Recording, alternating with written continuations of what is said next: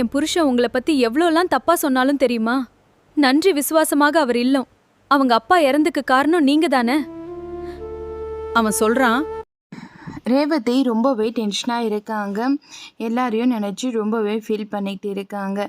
என்ன பண்ணுறதுன்னு தெரியாமல் ரொம்பவே தவிச்சு போய் இருக்காங்க.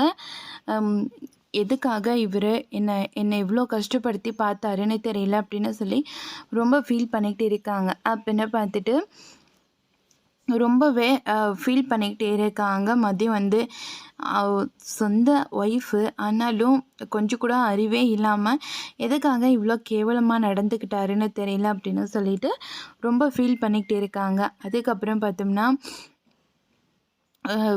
ரேவதி வந்து அவங்களோட அம்மா கிட்ட போயிட்டு பேசுகிறாங்க. அம்மா, நான் வந்து இப்போது கிளம்புறேன். உனக்கு ஏதாச்சும் உடம்புக்கு பிரச்சனைனா என்னை உடனே கால் பண்ணுமா, நான் வரேன் அப்படின்னு சொல்கிறாங்க. சரிம்மா அப்படின்னு சொல்லிவிட்டு அங்கேருந்து கிளம்பி போகிறாங்க. போகலான்னு போகும்போது அப்போ தங்கராஜ் வந்து சொல்கிறாங்க, என்ன ரேவதி பயங்கரமாக நடிக்கிறேன், உன்னை மாதிரி யாராலையும் நடிக்கவே முடியாது அப்படின்றாங்க. எதுக்காக இப்படிலாம் பேசுகிறீங்க, அமைதியாக இருங்க.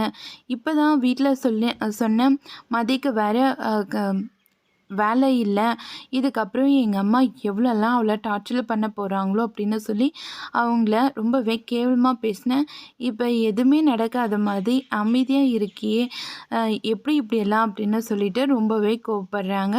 அது கேட்ட உடனேயே ரேவதிக்கு வந்து என்ன பண்ணுறதுன்னு தெரியாமல் ரொம்பவே அப்செட் ஆகுறாங்க. என்னது இது, இவர் இப்படியெல்லாம் பேசுகிறாரே அப்படின்னு சொல்லிட்டு ரொம்பவே ஃபீல் பண்ணிக்கிட்டே இருக்காங்க. அதுக்கப்புறம் இல்லைம்மா, அவர் ஏதோ சும்மா சொல்லிகிட்டு இருக்காரு அப்படின்றாங்க. என்ன ரேவதி, உடனே சும்மா சொல்கிறேன்னு சொல்கிறேன், இப்படிலாம் என்கிட்ட போய்